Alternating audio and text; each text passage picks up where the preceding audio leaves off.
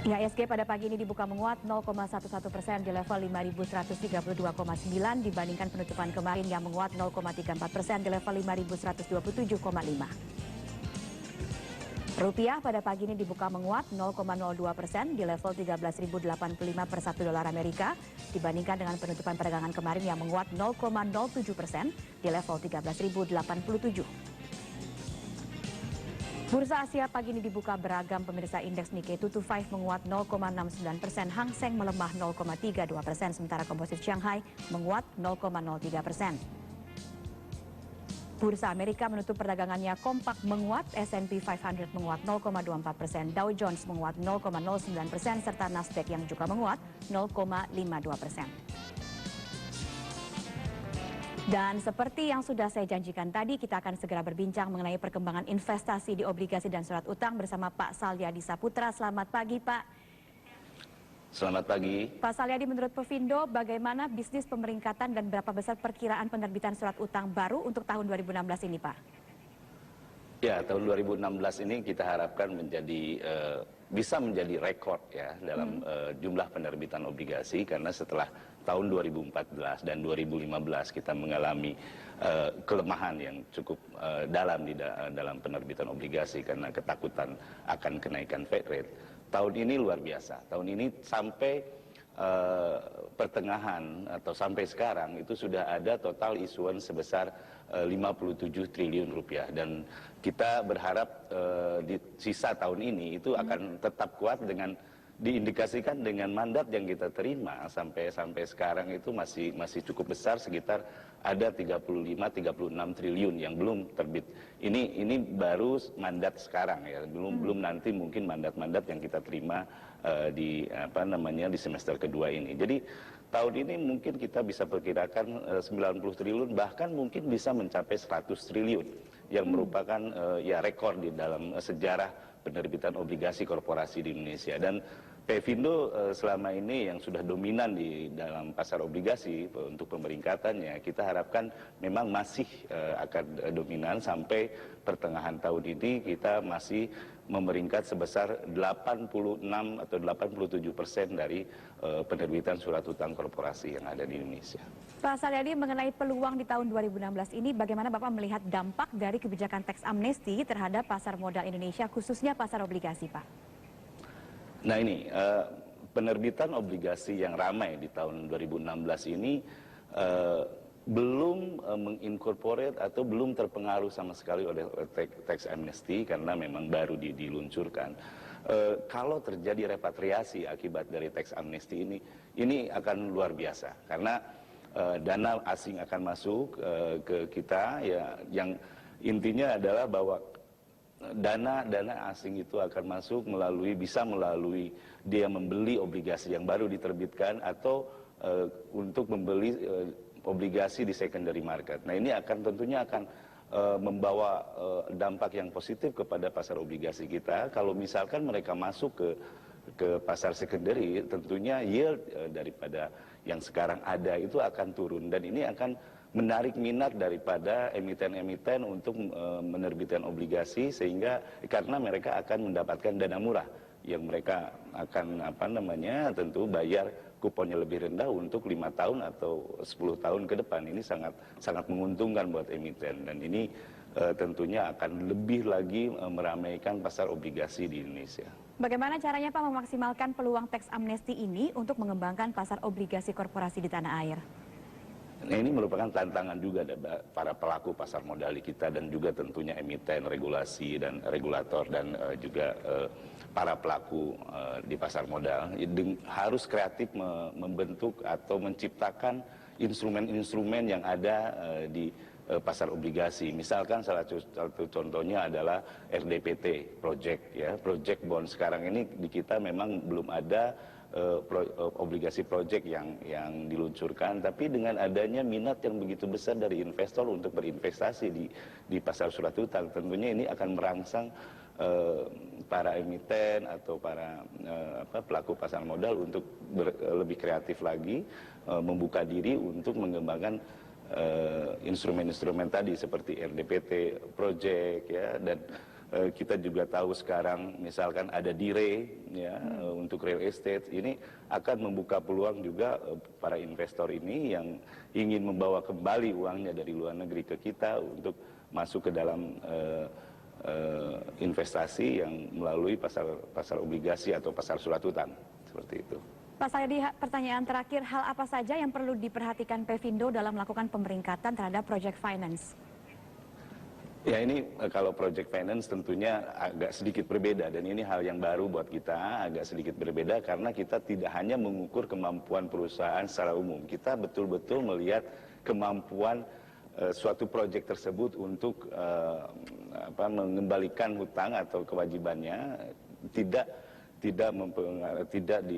dipengaruhi oleh kemampuan secara keseluruhan. Jadi ini hanya betul-betul melihat satu proyek, dan ini obligasi proyek ini sangat cocok untuk pengembangan infrastruktur di kita gitu ya, karena infrastruktur kan biasanya memang mempunyai revenue atau pendapatan yang sifatnya mungkin lebih stabil dibandingkan bisnis-bisnis lainnya. Ini di luar negeri ini sudah banyak sekali berkembang, dan ya mudah-mudahan kita dengan adanya investor banyak yang menginginkan adanya instrumen-instrumen ini akan lebih berkembang lagi. Pengetahuan daripada investor juga kita harapkan bisa lebih berkembang, sehingga yang namanya proyek obligasi di kita itu bukan hanya korporasi saja, tapi betul-betul ada obligasi yang memang lebih sophisticated begitu. Baik, terima kasih Pak Salyadi Saputra sudah bergabung bersama kami dari Bursa Efek Indonesia. Pemirsa, Metro Bisnis akan segera kembali untuk Anda selepas jeda, tetaplah bersama kami.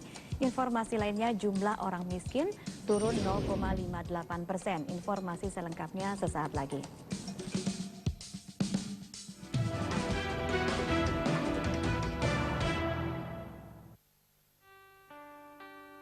Kalau mau mencuci lebih bersih dan cepat, ini solusinya. Mencuci pakaian lebih praktis, bersih, hemat air, listrik, dan bebas dari kuman. Mesin cuci Uchida, rahasia bersih pakaian saya. Melalui pemahaman konservasi sederhana, upaya melestarikan alam dipupuk demi menjauhi tradisi yang dapat mengancam lingkungan. Kami mengadakan edukasi kepada anak-anak di kampung-kampung. Kalian punya potensi, gitu. Potensi alam yang ada, ya harus dijaga. Proses recovery dari terumbu karang itu sudah mulai kelihatan di beberapa tempat. 1000 meter pelita tanah surga, jam 9 malam ini.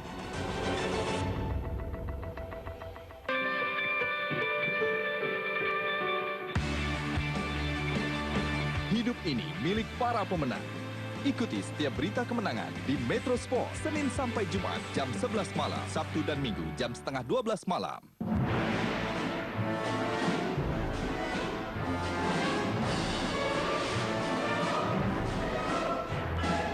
Lampaui batasan dirimu. I'm possible.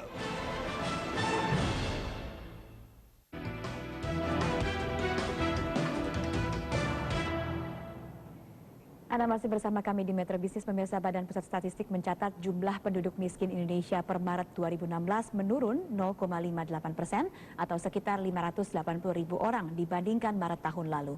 Angka spesial dialog masih di Market No Sesing pertama kali ini bersama Presiden Direktur PT Pemeringkat Efek Indonesia atau Pevindo, Bapak Salyadi Saputra.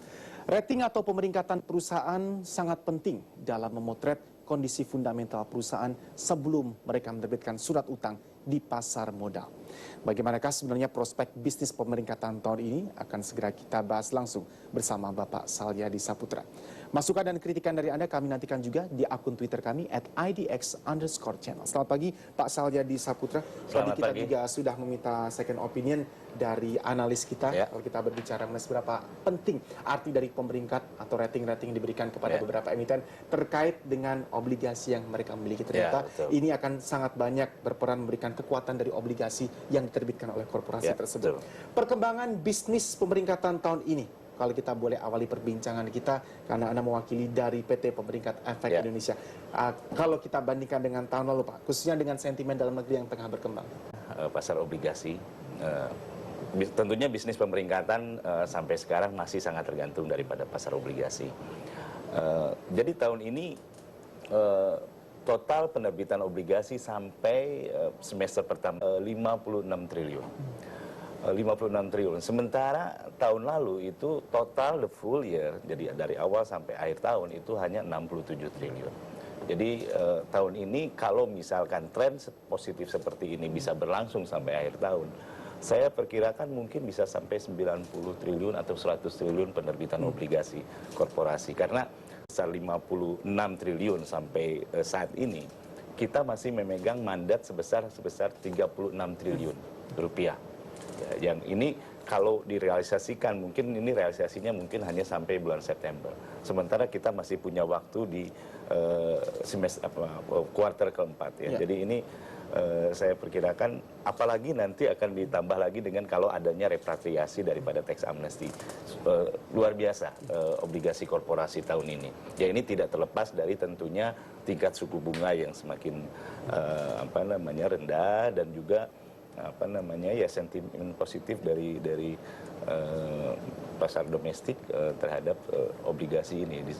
Ada beberapa regulasi yang tentunya juga sangat positif untuk pasar obligasi. Fixed income dari BNI Sekuritas mencoba memproyeksikan kira-kira seperti apa tren penerbitan obligasi korporasi di sepanjang menjelang akhir tahun dan tahun bisnis 2017 yang masih banyak ini sentimen yang akan mendukung statement Anda bahwa tren penerbitan obligasi akan semakin marak. Pevindo juga kalau lebih detail kita sampaikan memprediksi penerbitan surat utang baru untuk 60.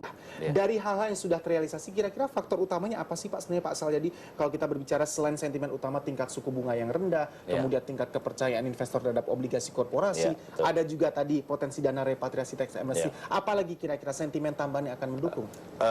Sentimen tambahan dan tentunya dari segi supply-nya. Dari segi supply, karena pasar obligasi ini ya tidak bisa tumbuh kalau misalkan baik dari segi supply ataupun demand tidak tumbuh ya. Dari supply kenapa kita harapkan tumbuh? Karena memang kebutuhan untuk pendanaan ini luar biasa.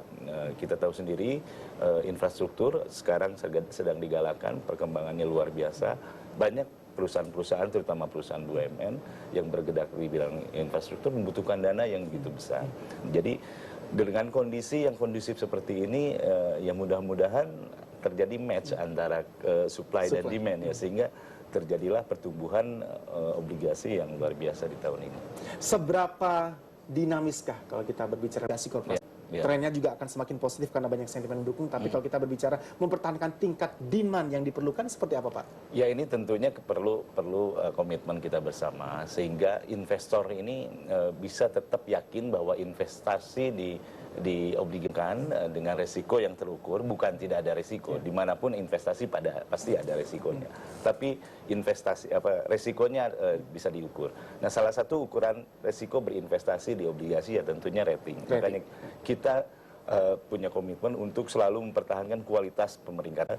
Kita selalu juga mengembangkan metodologi yang mungkin buat pasar obligasi dibutuhkan untuk mengembangkan produk-produk baru. Kita pelajari, dan ya kita dengan hati-hati kita kembangkan supaya di samping jumlah emiten yang tumbuh dan jumlah obligasi yang diluncurkan yang tumbuh, tapi kita juga ingin atau instrumen daripada surat utang ini semakin tumbuh, semakin banyak instrumen yang menjadi pilihan atau alternatif daripada investor, karena investor juga punya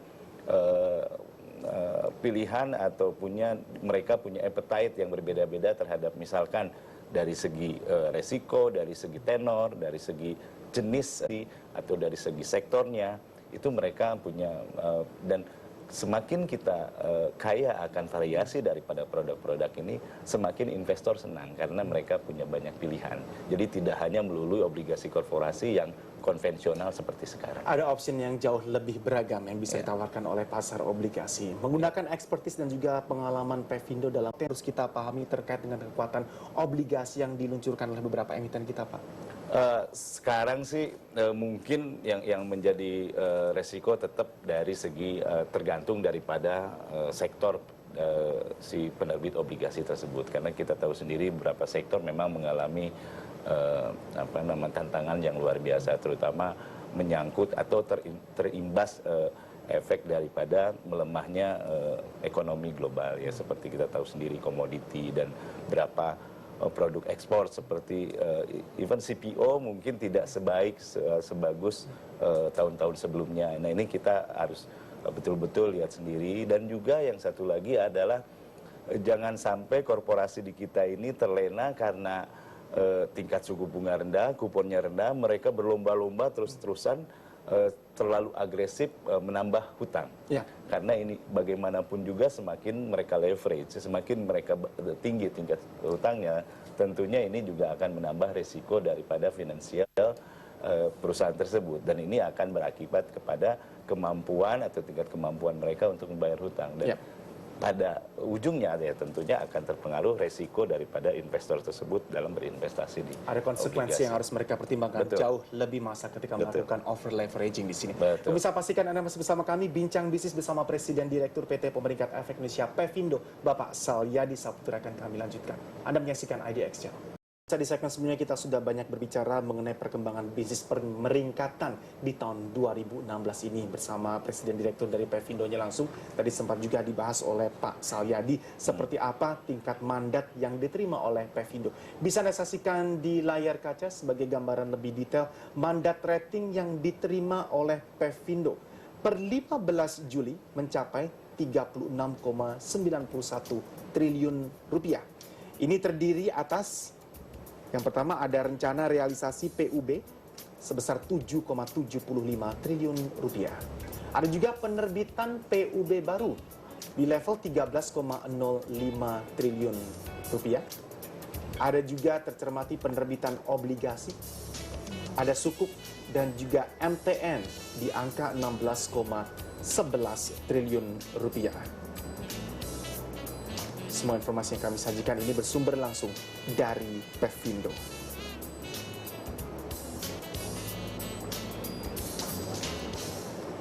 Ya, untuk selanjutnya peningkatan Pevindo hingga triwulan pertama 2016. Ada sebanyak 83 perusahaan terdiri dari 8 obligasi dan MTN. Ada juga 6 perusahaan asuransi. Sebanyak 69 perusahaan untuk kebutuhan internal. Ada juga 1 dana investasi real estate atau DIRE. Nanti akan kita bahas. Kita tanyakan langsung kepada Presiden Direktur dari Pevindo langsung. Ya, Pak Salyadi, kalau kita melihat data yang baru kita sajikan, mengulang lebih detail lagi nih Pak, mandat yang diterima Pevindo per 15 Juli sudah mencapai 36,91 triliun rupiah. Ini terbesar yakni berasal dari penerbitan obligasi dan sukuk yang mencapai 16,11 triliun rupiah. Arti penting kontribusi dari obligasi dan sukuk ini Pak. Ya, sebetulnya yang tadi yang PUB dan realisasi PUB sebelumnya juga kebanyakan sebenarnya obligasi. Jadi 36 triliun ini adalah surat utang yang mungkin akan diterbitkan pada semester kedua dengan mandat yang ada sekarang. Nah, ini tentunya akan menambah lagi yang sudah listing, sudah terdaftar sekarang itu sebesar 55. Jadi kalau kita jumlahkan saja dengan asumsi yang mudah-mudahan ini bisa terrealisasi, yang 36 triliun tadi terrealisasi. Jadi total daripada obligasi, penerbitan obligasi dan MTN tahun ini itu bisa 90 triliun.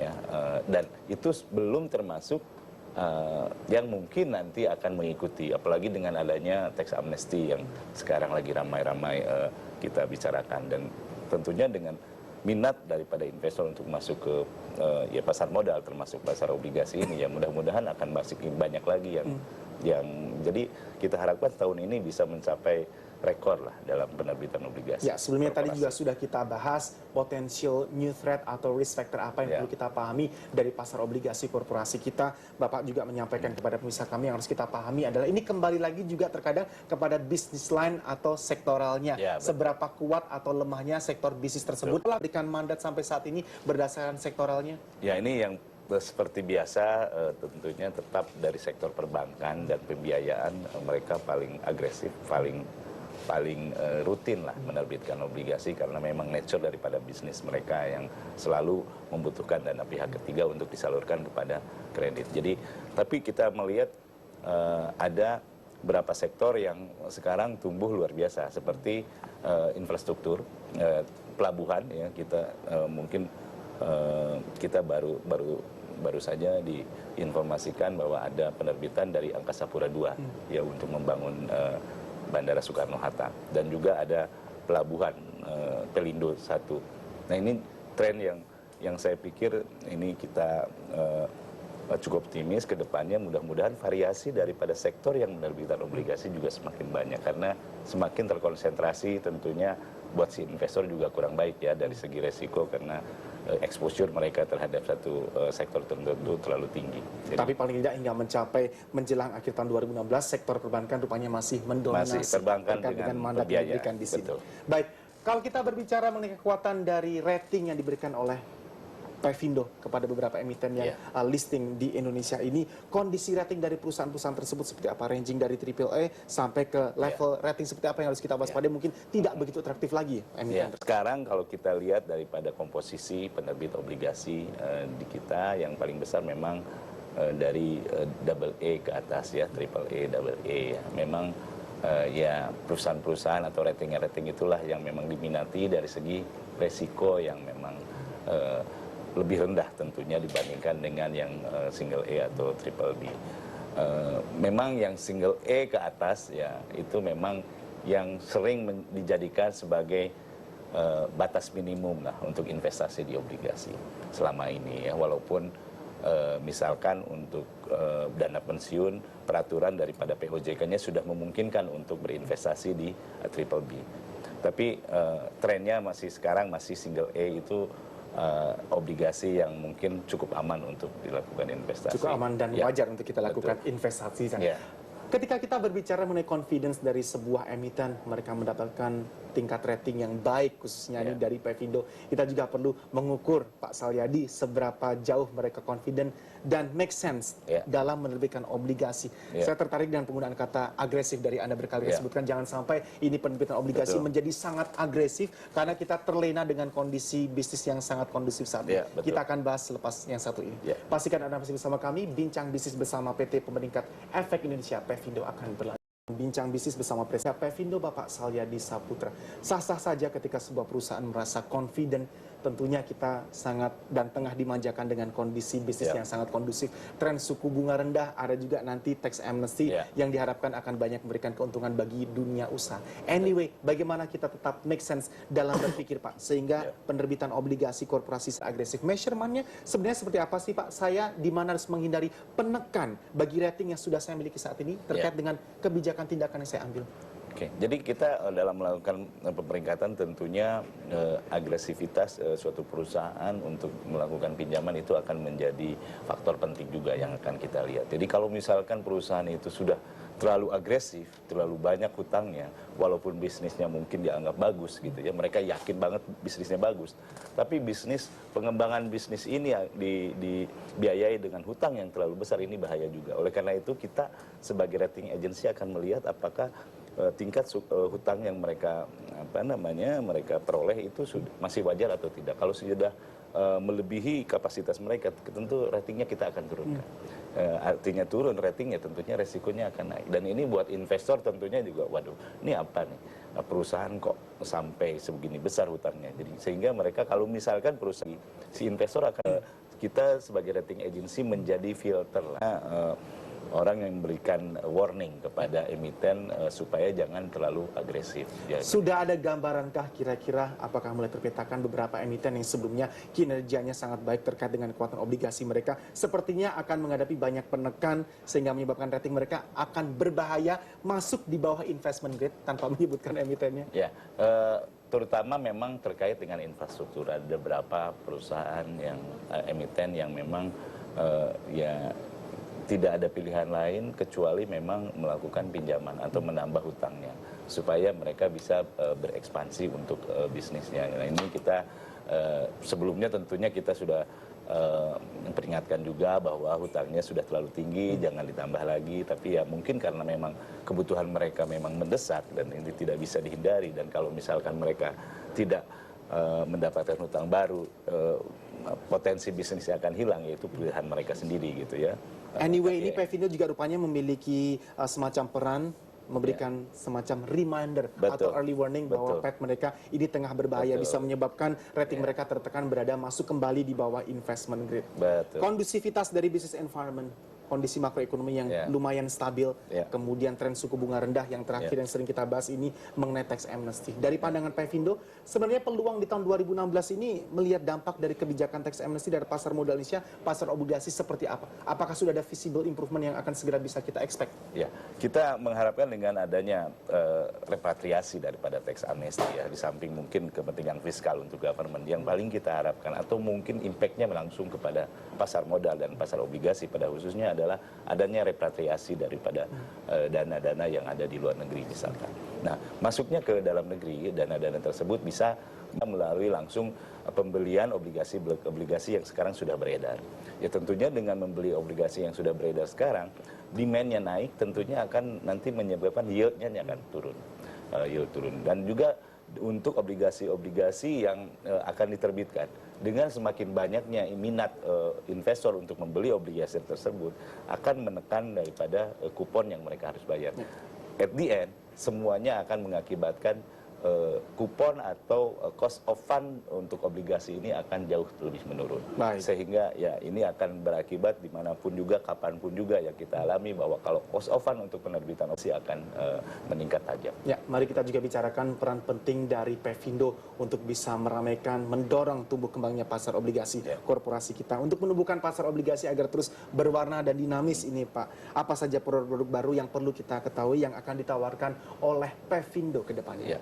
Ini untuk produk-produk baru kita tentunya tidak terlepas dari penerapan metodologi rating ya. Kita sudah mempersiapkan metodologi rating untuk obligasi project. Obligasi project kita harapkan ini bisa berkembang di kita karena kebutuhan infrastruktur yang begitu tinggi di kita dan ya kebutuhan daripada investor-investor terhadap variasi produk yang akan memiliki sekarang metodologi untuk melakukan pemeringkatan terhadap D-Ray. D-Ray atau rates yang di sana dibilangnya rates, dan sekarang ini apabila tax exemption atau insentif pajak itu betul-betul diberikan kepada D-Ray, ini luar biasa juga. Banyak mungkin perusahaan-perusahaan properti atau pihak-pihak yang sekarang memiliki properti ingin memonetize daripada asetnya tersebut sehingga masuk ke D-Ray ini akan luar biasa ininya, karena buat repatriasi juga ini peluang untuk masuk ke investasi di dalam negeri adalah salah satunya dengan D-Ray. Baik, dana investasi real estate atau D-Ray juga akan menjadi fokus perhatian tersendiri bagi Pevindo. Bapak Salyadi Saputra, Presiden Direktur dari PT Pemeringkat Efek Indonesia Pevindo, terima kasih banyak sudah berbagi pandangan bersama kami. Sukses untuk Pevindo, Pak. Demikian pemirsa perbincangan kita di segmen terakhir bersama Bapak Salyadi Saputra. Pastikan Anda masih bersama kami. Maria Katarina akan hadir menjumpa Anda masih di Market Now sesi yang pertama di IDX Channel. Selamat melanjutkan aktivitas bisnis dan investasi Anda. Saya Erwin Suryabrata.